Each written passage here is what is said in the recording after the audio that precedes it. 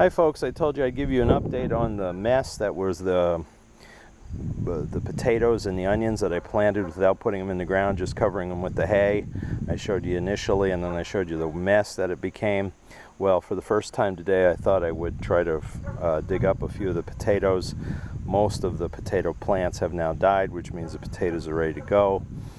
This quantity here of potatoes is maybe probably three plants, which isn't great, but hey, it was an experiment and look what we're getting. I mean, this is amazing for just growing under the hay, something to this size.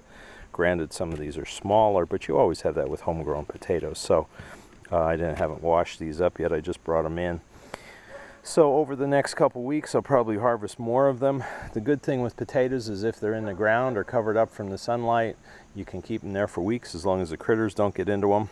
And what we've done in the past and what people also do is if you want fresh potatoes for a meal, you just go out in the garden, dig enough for the meal, scrub them up, cook them however you're going to cook them, and there you go. So that's what we have. Again, I don't remember what varieties these were.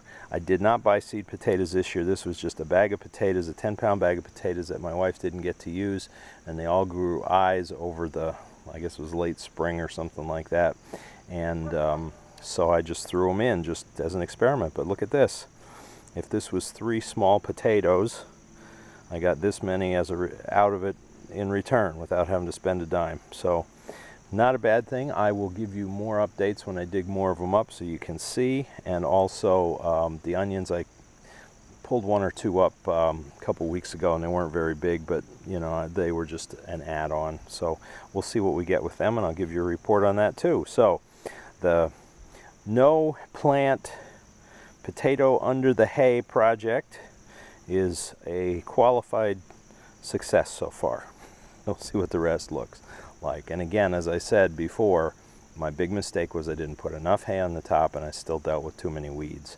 So lesson learned, next year just pile the hay on, choke out anything else except these potato plants, and we'll see what happens. So thank you for watching. Please subscribe if you haven't and hit the notifications bell for new videos as soon as they're posted. Thanks again.